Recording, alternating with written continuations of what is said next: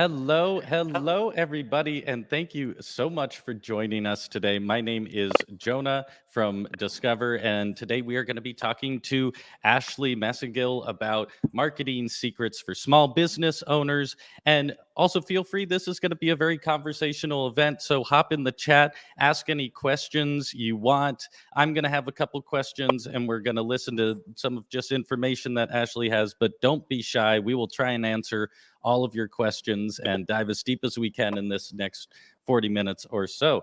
Ashley, how are you doing? I'm doing great, Jonah. How are you? I'm good. Thank you so much for joining us. Thank you guys for having me here. Of course. And also for everyone watching, if we're moving fast or anything, you have to get up away from the computer for a sec or anything, there will be a replay available after the event on YouTube and the Discover event page. So don't fret. None of this is going to be lost, and you can come back to it and drop in at any time. So, like I said, we're going to be talking about, we're going to break down the exact marketing strategies that Ashley used to build a seven-figure companies within 4 years with little to no money starting out. And if you don't know Ashley, although it seems like everyone in the chat, by the way, who's blowing up the chat, definitely knows Ashley. Uh, Ashley launched her first company, AMPM Credit Repair, in 2017, and immediately saw there was a huge demand for people wanting to launch their own credit repair company. Shortly after that, she built her first online course to teach people to do exactly that. And again, she quickly realized that people were interested in learning how to build a company, but in their own niche. And now has since built a variety of online courses that cover every aspect of building and marketing a business. Now, Ashley, that's my little intro on you, but do you want to just introduce yourself a little bit for anyone who may be here but doesn't know you, a little bit of your background and how you got to where you are today? So I try to make my introduction short, but it always turns into this long, drawn out thing. But um, to try to put it in a nutshell, I launched my first company in 2017.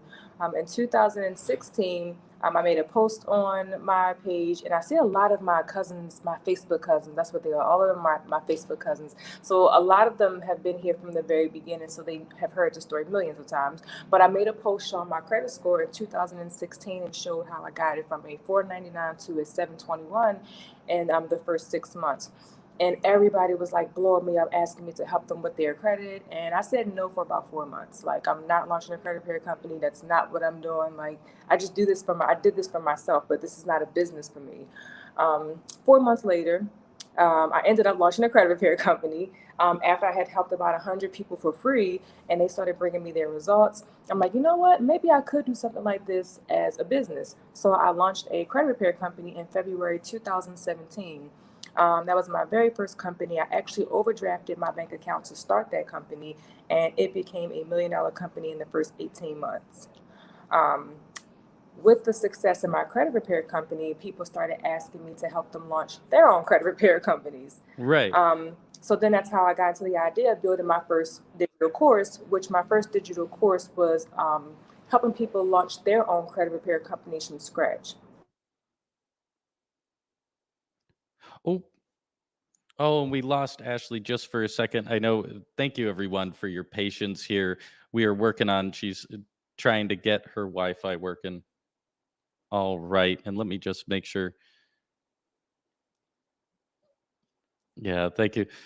Well, we're waiting for Ashley to come back. I just want to thank everyone for being patient and riding with us. Ashley, one of their freedoms is she can work from anywhere, but we don't always have an internet from anywhere. But hop into the comments and let us know maybe where you heard about Ashley, where you heard about Discover. It seems like, as Ashley was saying, there's a lot of people that are coming in from like the Facebook group, which is really cool that she has such a big audience here. And just excited to have you all and the journey of credit. Maybe drop in the comments. Let's hear from some people. Like, what has your journey been with either learning about marketing your business or your credit score in general? I know more and more people, as we get better education about our credit scores, have learned all these different ways and what it means to have a good credit score. And yeah, I just want to hear your stories as we wait for Ashley to come back here.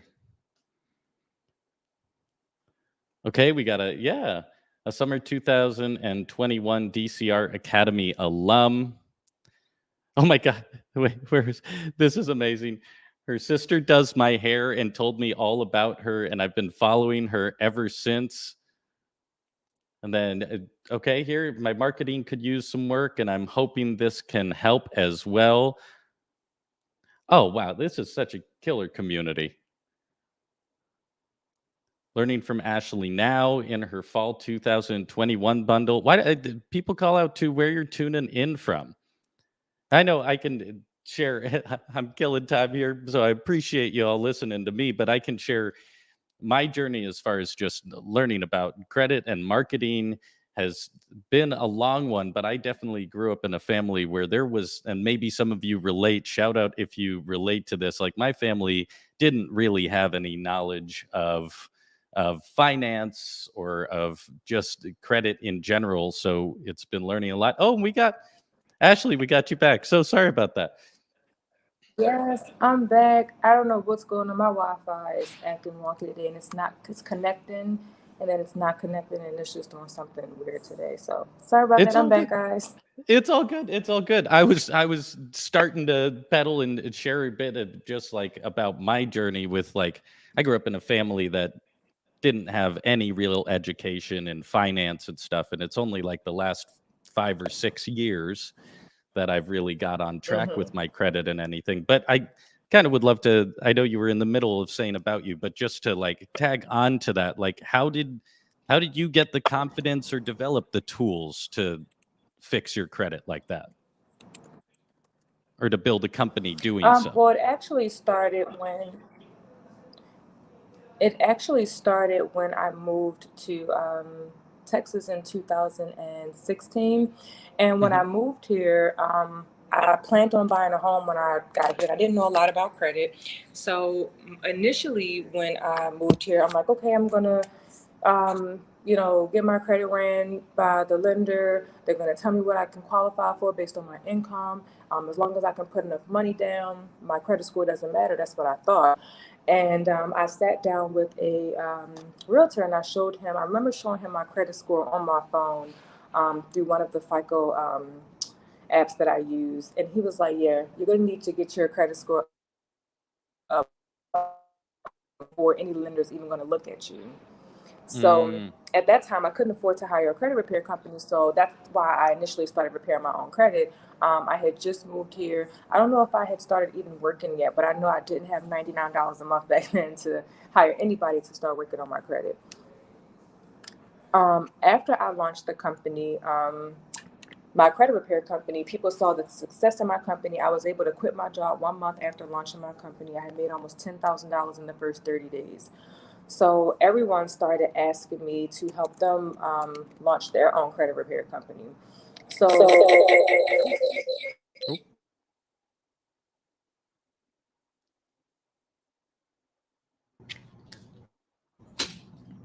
oh, sorry, we got you back. yeah, okay. So I'm on my laptop now. I got it to work. Got you back. All good. So this is so much better. So everybody started asking me to help them launch their own credit repair company. So I said no to that, just like I did with the first business. I'm like, no, I'm not a mentor. I'm not a coach. I'm not helping you launch this. 5 months later, I ended up helping people learn how to launch their own credit repair company, and I launched AMPM Academy. Mm, I was doing one-on-one trainings at first, and then someone was like, why don't you do group trainings? Like, why don't you get like a platform and start doing group trainings where you can train more people at once instead of one-on-one? I'm like, how do I even do that? Like, I don't even know how to be a business owner fully yet. Like, how do I find these platforms and systems and softwares? And so someone told me about Teachable. So I started using Teachable for the first time in 2018, and I've been in love with Teachable ever since 2018. I've been launching my courses there. I got my millionaire's plaque with Teachable. It was a year and a half later because I do like 2 courses a year. So with me doing 2 courses a year in a year and a half, I think it's like 4 or 5 courses later, I had revenued $1 million through Teachable. So then Teachable gives me this award, gifted me for making over $1 million in their software. And then everybody's like, can you teach me how to do a course? I want to do a course because everybody wants this Teachable award. So I started putting together my training that I have right now, I'm going on, which is called DCR, Digital Course Recipe, where I'm now teaching people how to package whatever their niche is into a digital course like I did for myself. So my niche started as just credit repair, and then I launched a credit repair training. So now I'm helping people who are in real estate and childcare, in the finance industry, health and wellness, fitness, any industry you're in, learning how to package that into a digital course. Because especially during COVID, when everything was shut down, where was everybody? Mm-hmm. Everybody was right here, glued to their Mm-hmm. computers, glued to their TVs, glued to their cell phones. So I'm like, why not monetize your gifts, while we all had this downtime? So I came up with this idea. And I'm like, you know what? I'm going to have people launch courses now. So Yeah. my first digital course recipe launched with Teachable in April this year. I had a goal for it to be a $1 million company within 3 weeks, and I actually hit the goal in 18 days. So digital course recipe became a $1 million company in 18 days. I think I have another award on the way from you guys coming for digital course. You're just collecting awards from us. I think I have awards right now.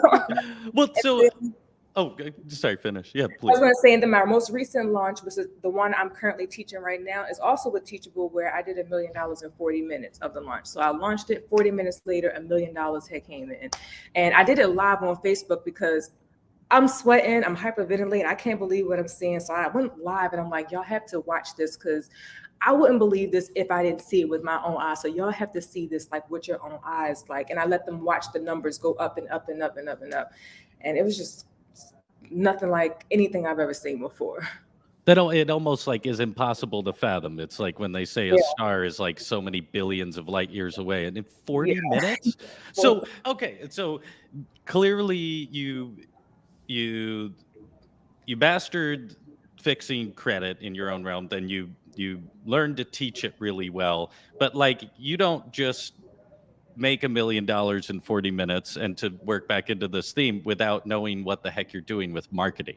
Yeah, So can you maybe let's start like because your journey is so interesting, especially how fast it's happened. Like, can you yeah. start with your when you launched your first business? Like, did you know how to market? No. What was you didn't know how to market? I didn't know, and I didn't even know what an LLC was when I launched my first business. Ah, That's how so green. I didn't know anything. I just knew that I wanted to help people with their credit because I started getting educated about the process, the home buying process, and just how credit affects you in ways that you just wouldn't even know. Like when it comes to your car insurance, when it comes to getting certain jobs, they run your credit now. Getting mortgages, even when it comes to just renting a place, they're checking your credit now, and you're getting these ridiculous interest rates. You're paying double deposits, like just because of your credit history, right? What they see as your credit worthiness. So I'm like, I want to help other people get to this level that I had just gotten myself to. I knew nothing about business though. So I say it all the time. I failed my way to success because I had to make so many mistakes along the way that I just failed my way here. And so I'm like, I'm going to put these trainings together where I can help other people maybe skip some of those failures and get right to the success right. without having to have so many hiccups as I've had. Right. And so from a marketing perspective, like looking back, Hmm. what was I would love to hear like two Um, things. Like the biggest like the biggest thing that skyrocketed you forward and worked in the early days. And then also like the biggest pitfall to avoid, like the big mistake you said you would never make again. the biggest mistake that I say I will never make again is probably going into any business without a mentor or coach. Even if Mm, it's just for a short period of time, like somebody for 2 or 3 months or something like that, just having somebody to hold your hand. Because with me, I need short-term hand holding. Like you can hold my hand for 30 to 60 days and I got it. I don't need you to like carry me out for the rest of the right. month. Just give me a month or two and I got it. So that was one of my biggest mistakes.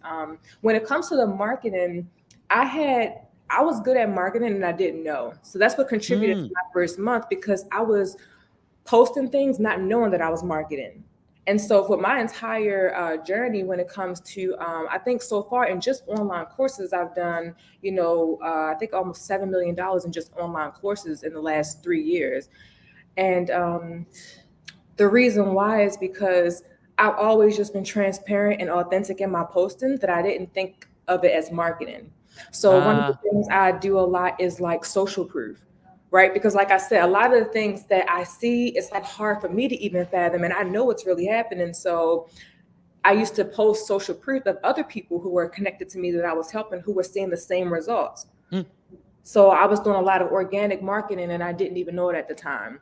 And then be doing a lot of storytelling, right? mm-hmm, I always, whenever I post, I tell people, I tell my students, and I tell anybody when it comes to marketing and social media, I always think from a consumer standpoint and not the business owner standpoint, right? Because I'm not offering these solutions to myself, I'm offering them to the public. So I mm-hmm, have to get into their minds, into their, the psychology of how they think and their frustrations and their struggles. So I'm always like, if I were to see somebody post about credit repair, what would make me stop scrolling? mm, And then I would turn that into like my storytelling. And I'm like, if what would make me stop scrolling is if I heard a story that resonated with me. So I would ask my clients if I had permission to tell certain stories. Like I have a client who was sleeping in the closet with her kids.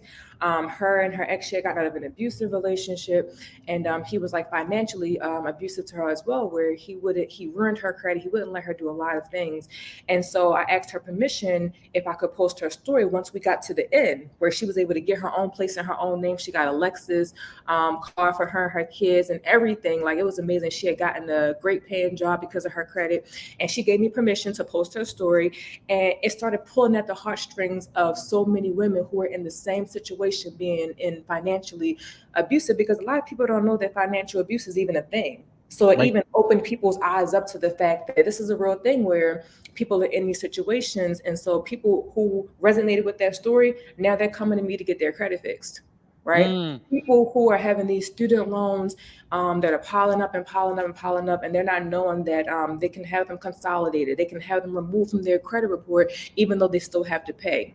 But they're just removed so that it's not negatively impacting them anymore on their credit, so they can go apply for things and it not hold them back. So now people with student loans, they're coming to me because that resonates with them. Mm. So I had like gotten down the art of storytelling and not knowing that it was actually marketing the whole time. And so that was very just intuition based for you? Like that's what, or, Yeah, it was intuition because at that point I hadn't taken any trainings. I didn't have any coaches. I didn't have any mentors. I had quit my job at the post office. So my plan B was for plan A to work. So, right? Which can be a so motivator. So not it that I was. would recommend it, but it can kick your butt into making it work, right? I'm saying if nothing else motivates you, when it's almost the first of the month and those bills are due again, that's some motivation for you right there. That is real. Yes. So it's like I just kind of had to figure it out. And I felt like I just wanted to prove this to myself. So I just started digging deeper. And I tell people all the time when they say, how are you so confident in this and so confident in that? And I'm like, I'm not, I'm sorry, I'm trying to read and answer at the same time. Oh yeah. How were, I just lost my train of thought. The Marketing. intuition and just Yeah, like where it came intuition. from. I'm Yeah. sorry. Yeah. So, me talking about people's stories, like brand stories, me figuring out what people wanted to hear, what they needed to see in order to support, what they needed to see in order to trust you. I didn't even know like the like no trust thing until like maybe a year or two later. And then when I look back on my post, I realized that in my post I was doing that, helping Ah. people like me and get to know who I am and to trust me with their money and trust me with their families and their friends. Without though, and I tell people this all the time when it comes to marketing. When people are like, I'm not good at anything, I'm not good at marketing. I'm like, start with yourself. What is your story? Because when Right. I started marketing, mine started with my own story. Like your story is so powerful and unique because nobody has the same story that you have, right? So start with you, start with what you have. Because when I first started, I didn't have any success stories to post. I didn't have any testimonials. My Mm. testimonial was me. My success story was me. So I talked everybody's ear off until they were probably tired of hearing me talk about my own testimonials until I had other people to pull in and to also speak about their journeys. But those other people came from Yeah. relating to your From story, related right? to And mine, that right. So me so talking about, where my credit was before I had fixed it. Me being evicted, me Hmm. having my cars repossessed. So people who related to those stories was like, wow, like she's just like me. People who are probably otherwise embarrassed are like, I have no reason to be embarrassed because Ashley went through the same thing and look where she is now. Right. So we're really like you vulnerable marketing is your bread and Yeah. butter. You're not selling you're not selling anything other than real stories and real results. Yeah, and that's just one form. That's the one of the major ways. But I actually market now in about 6 or 7 different ways. But Mhm. all of the ways that I market is organic. Like I don't do any paid ads. I don't run any Facebook ads, no Instagram ads. Even my first month, when I quit my job and made $10,000, I did that organically with 800 Facebook friends and no followers. I had no followers on Instagram. I had no followers on Facebook. I did it with 862 Facebook friends. Okay, so it's freaking bonkers. But but two kind of questions. Just one, first off, like from a very practical approach, because a lot of people are starting there. They know they have an idea or a business, or they even just want to grow a following around their story and find a like-minded community. Like, do you have there's a lot of people out there who say like you should post this much or you should post this much or that, like, do you have any advice as like just baseline initial strategy starting to like build an audience and post from there?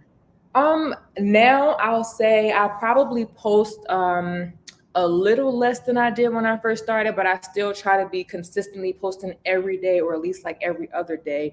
But when I first launched my business, I want to say I was posting about 2 or 3 times a day. Mm, Just to kind of be consistent and like put it in your face. They say people need to have your business, your products, services in front of them at least 7 to 8 times before they're ready to make a purchasing decision. So I'm like, if it takes 7 to 8 times, I'm going to get that 7 to 8 in within the first 2 to 3 days. there you go. Yeah. Well, and it could take three or four before they even really recognize you, right? Yes. So it's yeah. Mhm.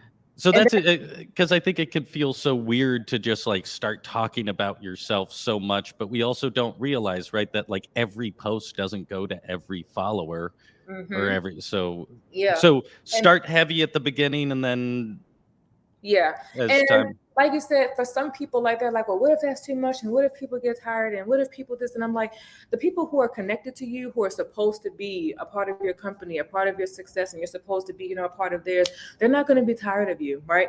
Your Right. target audience is not going to be tired of you as long as you're targeting them the right way. The people who are going to get tired, they weren't going to come and support you anyway. They weren't going to sign up. They weren't going to get anything. So, like, who cares if there are 50,000 people watching you and 10 people don't want to see what you have? You still have 49,990 people who do want to hear what you have to say. So why worry about the 10 people who don't want to hear what you have to say, right? Let them Yeah. fall off and let 10 more of your target audience fall on board. Well, the proof is right here, right? We've had multiple people in the chat like who have already taken your courses, who have already heard you, and they're still here just like thrilled to be here Yeah. and continue being part of your story. It's so cool. So that I wanted to get just like a practical nugget about like social media marketing. The other thing is like in 1 month you quit your job and then were made 10 grand. Like how much were you working? So when I first launched, I was working at the post office and I was working there full time. And then I was also working my business full time. And people were like, well, how are you doing that? Well, I was working my business while I was at the post office also. So like on my lunch breaks, everybody was eating and I You're was in the car signing people up. When we had ah 15-minute breaks, everybody's like going to the bathroom and doing this, and I'm emailing my clients back. So I'm working every second that I had that was of spare time. I was using it to like grow my company. And then when I came home, I wasn't watching TV and watching reality shows and, playing around on Facebook. I was in my business again, right? Because I tell people all the time, don't go to work and give these companies 40 hours a week and then you come home and give yourself 5 hours a week. right. Right. Because Right. at the end of the day, these guaranteed paychecks that we think we have coming in, right? The pandemic showed us how guaranteed these jobs are, how guaranteed these paychecks are, right? How disposable we are. And that's a strong word to use, but I mean, it is what it is. We are disposable. Yeah. If anything, were to happen to us, our job would be on Indeed within 24 hours. Right. So if you're going to give 100%, 1000% to anything, why not it be you, right? So I worked more hours in my company than I did at the post office. I would come home, I would work until about 1 or 2 in the morning. Then I would get back up at 6 a.m., get ready for the post office. And I just kept rinsing and repeating and rinsing and repeating, because I just refused, like, to give another CEO the time that I wasn't willing to give to myself, to the same energy. Mm-hmm. So you got to give the same to yourself if you're Yeah, going or to even more. expect I it. feel like I gave mine more energy, right? Because I was just excited. Everybody was like, how did you get so confident? And how did you just know that this was going to work? And I'm like, I wasn't confident, right? But I walked like I was confident. I talked like I was confident. I Uh, spoke like I was confident, right? Because people are like animals and they can smell fear and they can smell if you're unsure. And if you're unsure about uh, your business, I'm unsure about spending my money with your business, right? So even though I wasn't as confident as I am now, I still had to present myself as confident, right? And I tell people that all the time. You don't have to have the confidence starting out, right? You don't have to go live, because I didn't go live and show my face because I'm not really good at live. As you all see these technical difficulties, I'm not good at like technology and this, all of this stuff. I'm not. So I tell people not to be insecure about certain things, because the things that you probably assume that I'm good at, you'll jump on a Discover call like this and see me struggling with Wi-Fi, right? And sure. so Sure.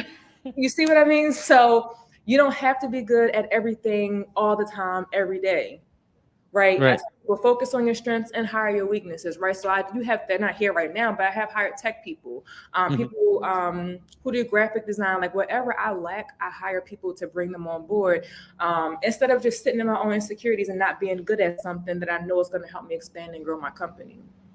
Right, but that's so kind of relative to that. When you're just starting out, I always feel like one of the biggest leaps in confidence with marketing or starting a business is just feeling credible. Like you've even if you've done it for yourself, like you did, like it can be hard to be like you see all these people out here like, well, I've helped Coca-Cola and I've done this and I've Mhm. done that. Like, how do you do you have any advice, whether it's mindset or practical, like daily things of just like Yeah. building credibility and also the mindset around feeling credible? My biggest advice for that would be people who feel like they aren't credible because they don't have these big names to stand by. I made a post recently, or I said it in one of my comments, where I said, build your reputation in your own name enough to where when you name drop, you're dropping your own name. Hmm. Right. And I tell people not to rely on these corporations, not rely on these big name companies to validate and credit who you are. Your story is what makes you credible. Your experience and your Mm, own life experiences is what makes you credible, right? When I launched, I was credible. I felt like I was credible, and my audience validated that by coming to me and supporting my company. But the fact that I repaired my own credit made me credible. The fact that I had good credit now and I had poor credit 6 months prior makes me credible. mm, The fact that I was able to leave my job in a month with no mentors and no coaches makes me credible. I don't need to stand beside or behind a big name or a corporation. They're important, but I'm important too, right? right. So And that's the message that I give everybody. Like, don't ever think that because you don't have these big brands to stand behind, like you're a big brand yourself, right? And when you start talking like that and you start walking like that and you start posting and operating and marketing, right, in that, it starts in your mentality, right, in your thinking. mm. If you don't feel like, you're credible, you're not credible. If you feel like you are credible, you are credible, right? It's all about what you feed yourself and the thoughts and the feelings, right, that you consume. So it's a feedback loop too. Also, it gets easier over time. It definitely That's gets easier over time. And I tell people that all the time, looks can be deceiving. I was not as confident as everybody thought I was when I first started. But I did feel credible. I just worried if other people were going to see what I saw in myself. And instead of me, staying down and, overthinking it, I just started posting and posting and posting, because time will tell, right? like If people are signing up, somebody finds you credible. If they continue to sign up, they find you credible. And then when they start referring their friends, their close friends, their best friends, their family, their colleagues, their associates, now they trust me. People are like trusting me with their family. They're trusting me with their friends. They're trusting me with people that they love and they care about. So that's my confirmation. Okay, so now they see that I'm a credible person, right? They see that I'm a trustworthy and I'm an honest person. I'm somebody that they should be going to get these solutions.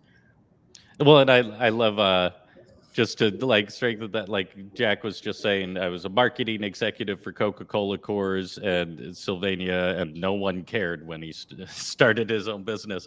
And it can seem like from the outside like you need that, but Hmm. I love your approach, and also the fact that like not only is it good marketing, but it seems like it's also made you a more confident, like more successful person. So you're helping yourself while you're also doing good marketing. Yeah. Which seems like that's kind of your approach all around though. It seems like everything you're doing is growing yourself and your community first and then Yeah. showing people that's what you're doing. That's exactly what I've been doing. Me doing the work first, me planting the seeds, and then me coming back to show the harvest of that, right?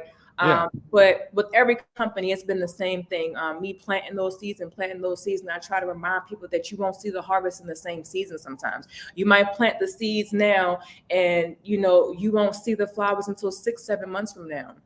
And I Right. ask people sometimes, if you were guaranteed in the next 5 years to be a millionaire, like, would you get started today? How hard would you go today? What distractions would you starve right now, right? Because that's how we have to work. We have to work like we already know that we're going to be wherever we want to be. Not even a millionaire, because that's not everybody's goal. Success is whatever success is to you. So if your success is just, you making 5 figures a month, maybe just 10,000 every month, to be comfortable in your lifestyle, you have to already see yourself there before you get there, right? And if you see yourself already there, you're going to work like you're already there. You're going to talk like you're already there. You're going to get into your communities. You're going to get into, your bed. You're going to get into your company like you're already there, but you have to see yourself there first. Mm, that could be hard though. It is. I mean, everything. I tell people everything is hard. Working for Yeah. somebody else and bringing out their vision is hard, and then getting your vision to come to life is hard. Like, which hard are you going to choose? Because no matter Right. which way we go, it's hard. Right. Am I going to work hard for him, or am I going to work hard for me? Right. Right.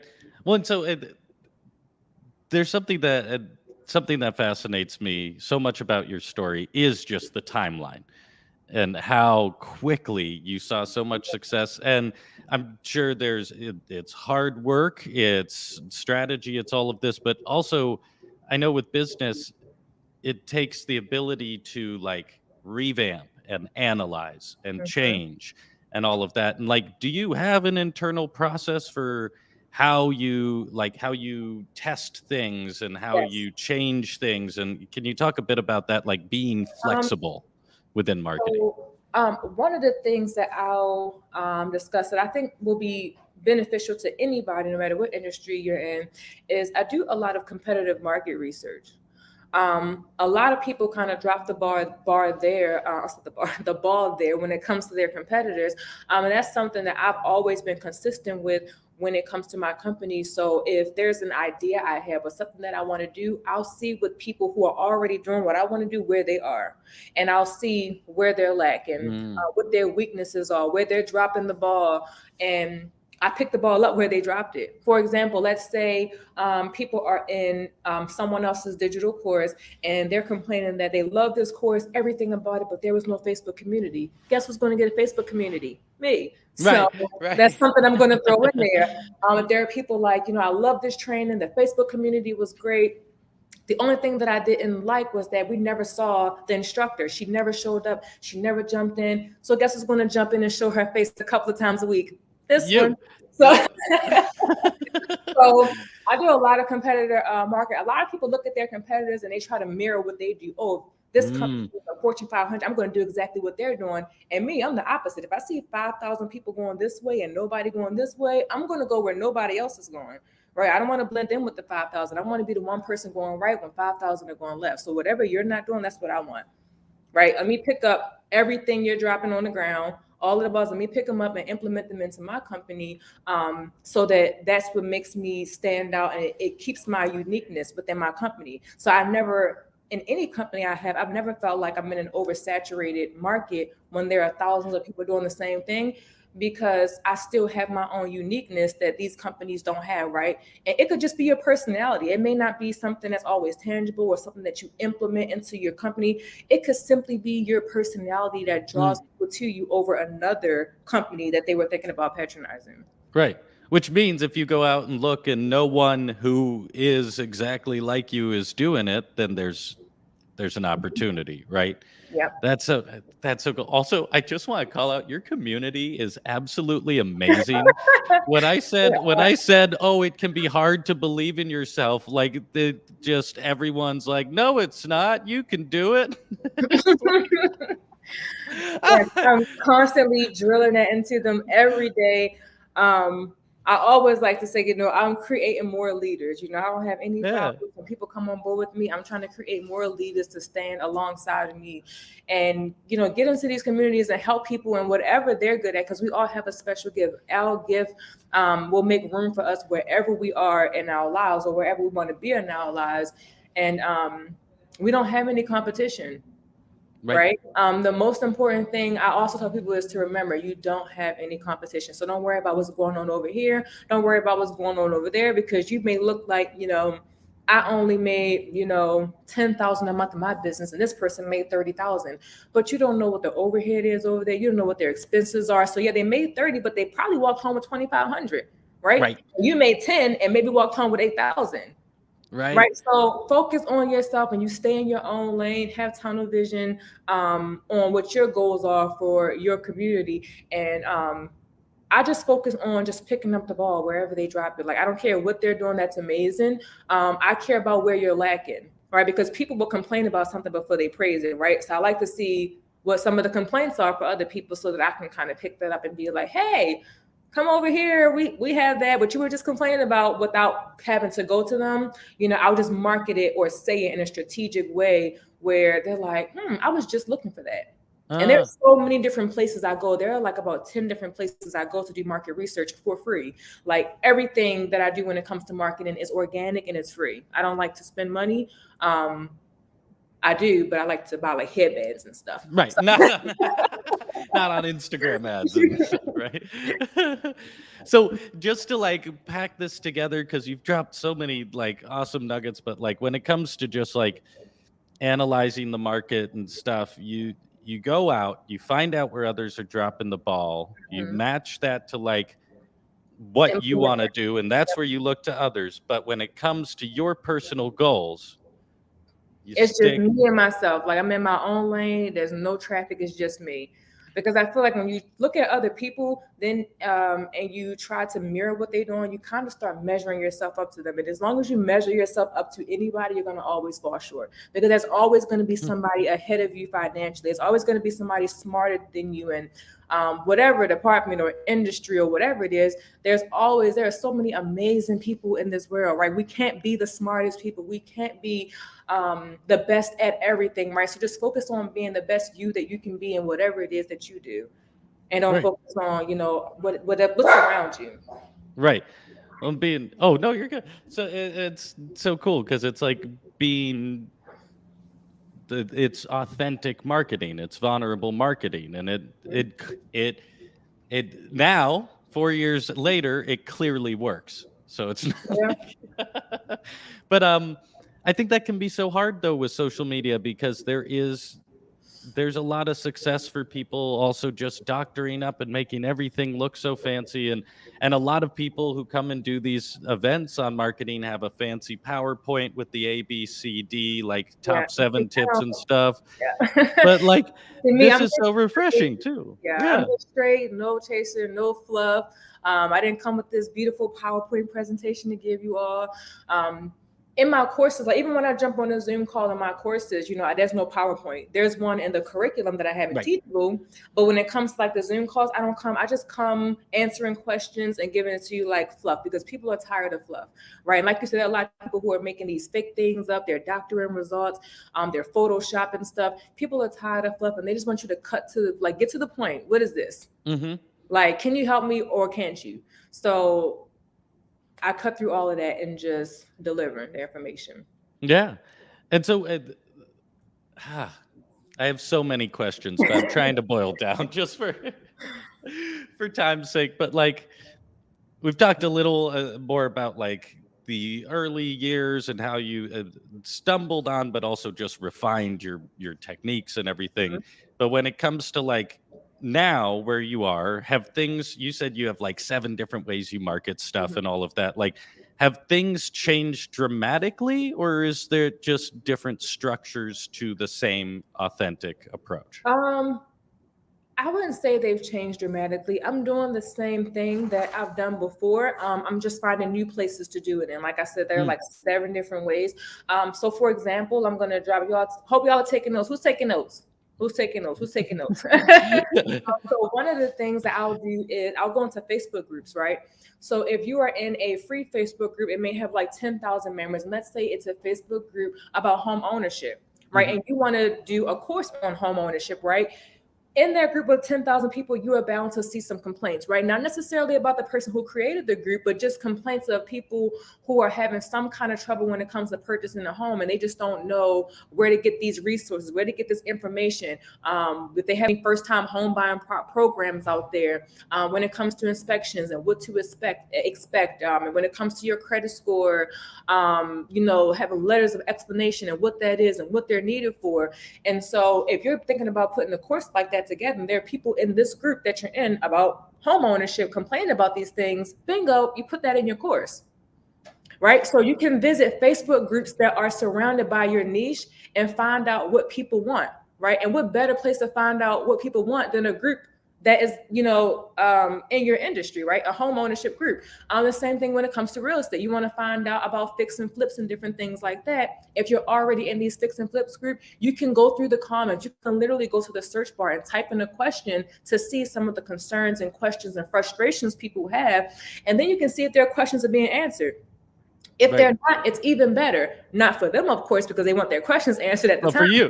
But it's good for you because you see, this is where somebody is clearly dropping the ball because this is a repetitive question that's not being answered. You know what? Let me throw that in my course, right? So that's one of the places that I go do a lot of market research is in these Facebook groups that are directly, tied to my niche. And I'm finding out what are people complaining about? Where are they dropping the ball? What are people frustrated with? What are they struggling with, right? What do people need to improve their day-to-day lives? Hmm.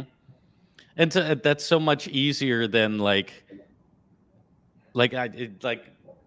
I've been learning so much about building courses and building some myself and stuff. And at first, it can always seem like sit down and just make a course, but then you have to like imagine what people would want, Mm-hmm. and it's like, There's no, go nothing look for worse it.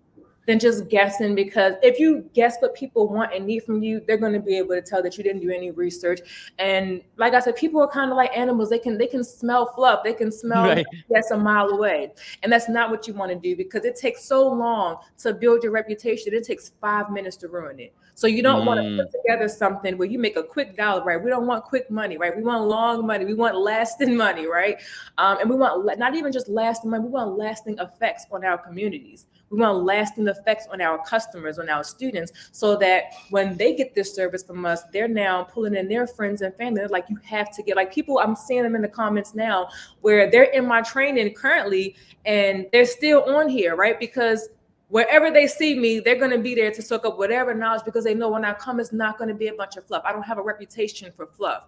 Right. right. So that's what you want to kind of build up that reputation where when you drop something, people just know she's coming with the fire, like whatever it is. If she's talking about socks, this is going to be the best sock presentation I've ever had in my life. Right. And that's almost more powerful than money in the end, because you It is. will benefit, you will Having be a trust of people successful. is so much better than money because money comes and goes. Like once you know how to make money, it's not as a big of a deal. But the lasting effects in your community, the way they respect you, the way that they trust you, the way that they look up to you, the way that they just like pour into you, that's irreplaceable, right? The money, Hmm. you make money, you lose money, and you are going to lose money. So don't let anybody say that they're just making money, they ain't losing none. You're going to make money and you're going to lose money, right? The goal is just to always stay on top, right? Always be in the green, right? You don't ever want to be in the red and you're losing so much money that you're not profitable, but you are going to lose a little bit. But yeah. Yeah. Well, so I do. We don't have a whole lot more time, but I do want to open up. I know some people have been asking some questions in the chat, and if I don't get your They're question right on now, fire in please these ask comments. it. What was that? I said they're on fire in these comments. I'm Oh just no, I know. But I do want to get to a couple, and everyone watching, please just pop more questions in if I don't get to it. But wanted to ask this because it is there's so many platforms to make courses on. How and why did you choose Teachable? How is it Oh, that's a beneficial for good one. you as a, yeah. Okay, so let me jump on that one. How and why did you choose Teachable? So, for all of you non-techie people, this is for you. I chose Teachable initially because Teachable was so user friendly, and it was also like admin friendly, like for us as admins, like to navigate through there. Um, I'm just not good at technology, and when it comes to softwares and systems, and if it's too many buttons and things you got to click and connect and integrate, I'm like, nope, nope, not today. So with Teachable, it was so easy. Like I literally set up my Teachable account in, I want to say, about 30 minutes or less. Even in my course, my digital course recipe students, they've been with me live on a screen share, and I've set up a Teachable account live so that they can know how to set up their Teachable accounts, because I also refer them to Teachable, and they can tell how easy it is. Where I've seen them find out about Teachable today, and then they already have their entire Teachable built out before the end of the day, right? So that's Mm, what I love about Teachable, is that it's so user friendly. The different features that it gives you, um, the different functions that it gives you, the ability to email students through the portal, the Teachable Gateway, which I absolutely love. Which I think Teachable, if I'm not mistaken, is like the only platform when it comes to building online courses that has their own gateway. So I absolutely love that feature as well, where I can track everything inside of Teachable. When I have certain questions, about payments or dashboards or payouts, I can ask them because I'm using their gateway as well. So I just love how simple, like it's really, really simple to use Teachable. And yeah. it's amazing for, especially if you're a beginner and you're just like getting your feet wet. I highly recommend it because it's easy enough where a 10-year-old could figure this out. Seriously. Right. Which is true for the student side as well. It's not Yeah. complex. Yeah.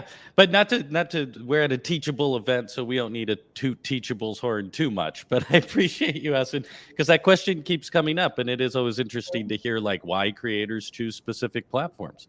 Um, I'm just gonna keep trying to get to questions as they were coming in. So uh Big Ash, is Facebook your biggest platform, or do you utilize Instagram, Twitter? I'm not on those. How do you choose? Perfect. I'm glad that you asked that question, Siobhan.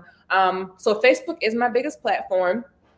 And it used to kind of bother me that my Instagram was significantly lower than Facebook, because everybody kept telling me that I needed to be on Instagram, right? So I'm like, how do I get my Instagram here where my Facebook is? Because I know how to grow Facebook, but I'm not on Instagram as much, and I just didn't understand Instagram as much. So then I started seeing, people who were using Instagram, what their sales and what their numbers look like versus mine, and I'm like, my numbers were still, 2-3 times higher than these people who had larger audiences on their Instagram than I had on my Facebook and Instagram combined, right? And so the important thing is, find your lane, like I said earlier, and stay in it, right? My lane is on Facebook, right? I'm on Facebook Avenue, right? I Mm, don't try to go down there to Instagram Street. I stay here on Facebook Avenue, and this is where a majority of my audience is, right? And if it's not broke, don't fix it. So I don't try to fix it and try to, figure out how to utilize Instagram. That's not to say that everyone else should be the same way, not to try to get into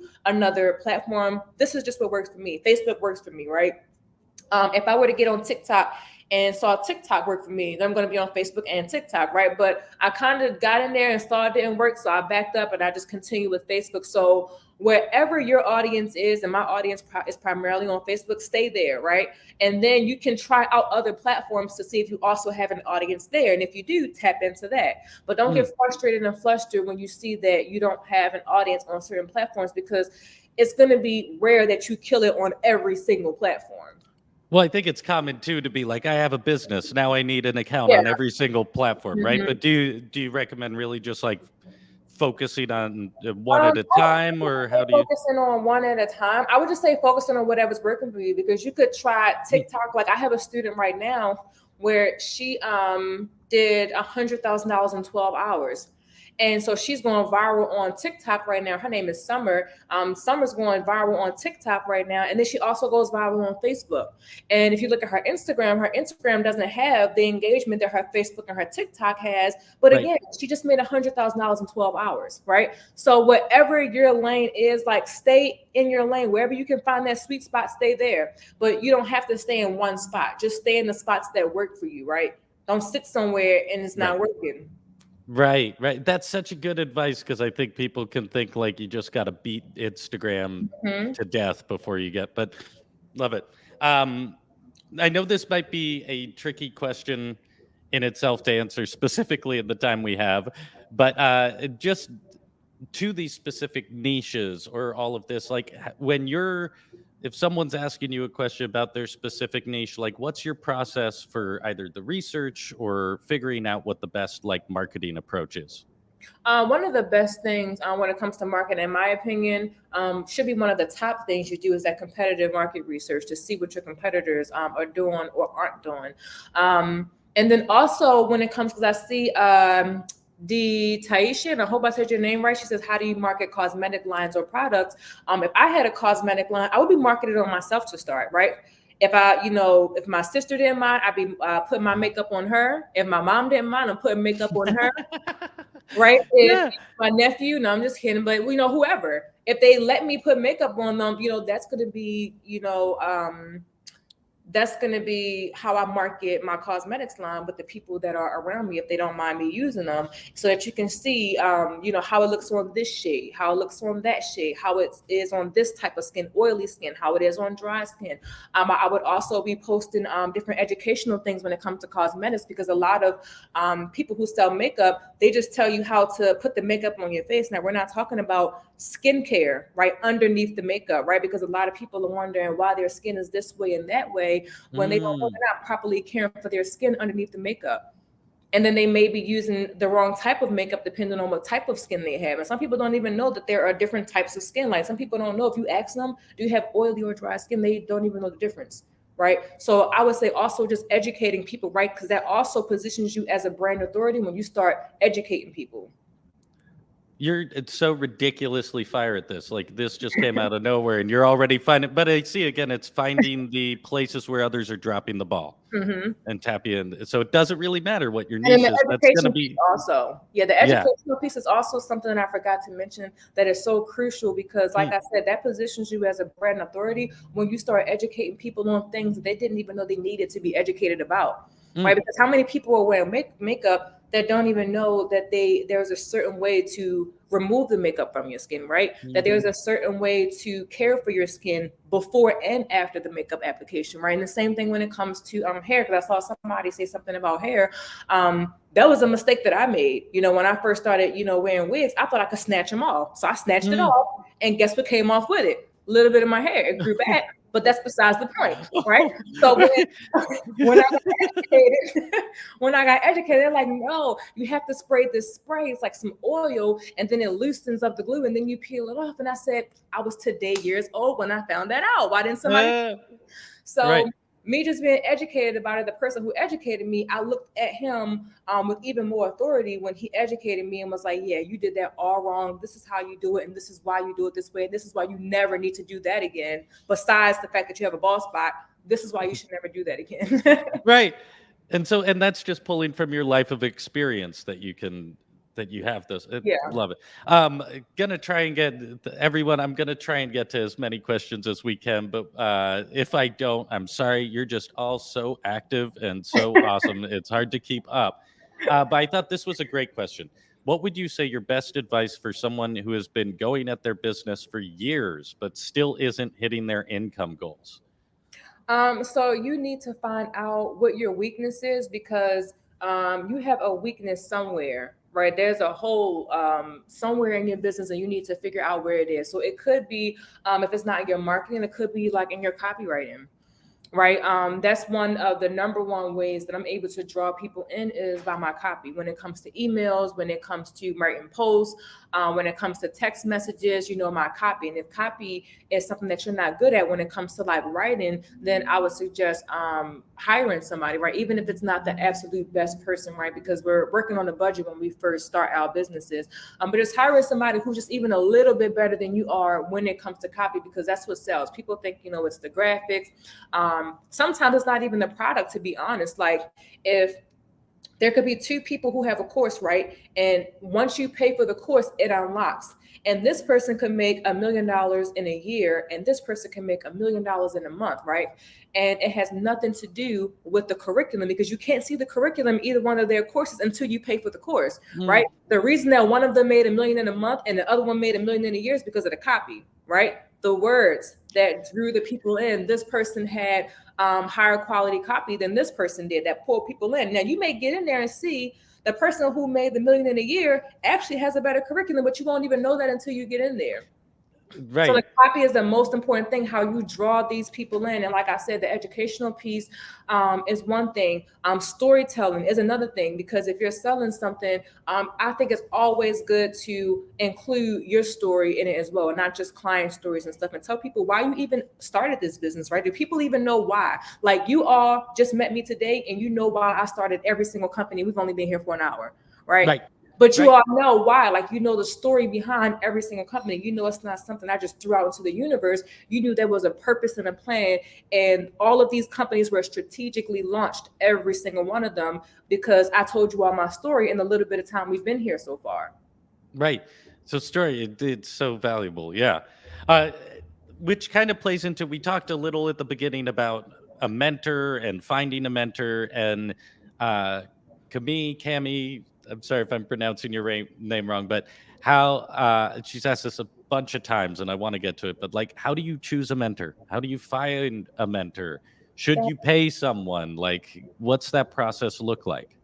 That is one of the number one questions I get all the time, is how do you choose the right mentor? How do you choose the right coach? I say receipts, right? Everybody, they named me in 2018 the receipt queen, because I always posted like the results of my clients, the results of myself, and I called them receipts. And people always told me that I was one of the only coaches they know who consistently post receipts of, these testimonials and the success stories. And so when it comes to mentors and coaches, I do the same thing. Right. If I have a goal, I need to see that you were able to help somebody achieve the goal that I'm coming to you to achieve. So if I want to increase, my ROI, if I want to have my first $2 million a month, I need to be able to see that you've had somebody you were able to take to that level, right? If I want to be able to make 5 figures a month, I need to see that you have consistently helped people make 5 figures a month, right? If I'm coming to you to learn, one-on-one coaching, I need to see somebody that you were able to mentor or coach that is now doing one-on-one coaching and having success in it, right? So me, receipts, right? I don't want to hear anything. I just want to see it. Show me the money, right? I need to see that people and their success stories, because I have to trust you, right? And it like no trust. And that's how I built trust with my audience, is by showing them, right? I'll show them my students who had these amazing results after coming from my trainings or any of my programs.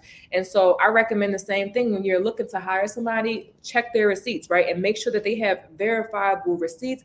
Make sure they have quantifiable results that can be duplicated, right? Because there are some people that know how to do something for themselves, but it's not able to be duplicated. Like, it's not duplicable. So they may be really good at marketing, but then when they teach you how they're marketing, it doesn't work for you, right? Because they may have a strategic or a specific way of marketing that's not just a one size fits all where anybody can do it, right? I feel like the way that I market my business, anybody can do market research. Anybody can go into the Facebook groups. There are a lot of different types of marketing. Anybody can post in their stories. Anybody can do referral marketing. Like, there are so many different types of ways that I do marketing that work for everybody. And the reason I know that is because I've seen it work for people in my courses. And I've seen the results that came out of my trainings after they finished all of the modules, including the marketing module. Right. So if it's not working with anybody, then it doesn't work. And if it's working with people, it works. Right, right. Well, and also your strategy is very much based off of just being yourself. So how can that Yeah, not work with a which person? is the top thing. Yeah. Everybody Uh, else is taken. Be yourself. right. We do have to wrap up for time. So I apologize, everyone. I tried to get to the questions I saw coming back as often as possible. I don't know. Ashley, did you see any you wanted to comment on before we kind of I wrap saw up? so many of them. I know it's So many good questions. How do you get organized is my biggest challenge. So I'm going to say my first year as a brand new business owner, I stayed organized with the planner because I was all over the place. So I had a really good planner that one of my friends got me as a birthday gift in 2017. That planner changed my life. Like all of my appointments, everything that I needed to do, like I was able to put that. Like I'm old school. A lot of people like to put them in like these different systems. I told you I'm not techie. I don't like all these systems and apps and stuff. So I'm old school. I got a planner and I just write them down in the planner. And also, I have a new planner now. I think it's called the Fly Boss Planner. I've been writing everything inside of that planner as well. So that's my old school way of staying organized. I also have files, so I keep certain things in different files for each client. Sometimes I may have a file on a student. So, like I said, a lot of people like to put things in these softwares and systems. I'm old school. I have file cabinets. I have tabs. I have a planner. Like I'm like 70 years old in my head. but it's working. So Yeah, it's what working makes for yeah. me. So that yeah. Well, and just for your course, this course, if for everyone watching, you can get the link. It's in the comments and in the description. And we are offering a discount for a week as Yeah. well. And then just did you want to say anything else about the course, like when it's launching and all of that before we So go? yeah, so it's going to be a Black Friday course.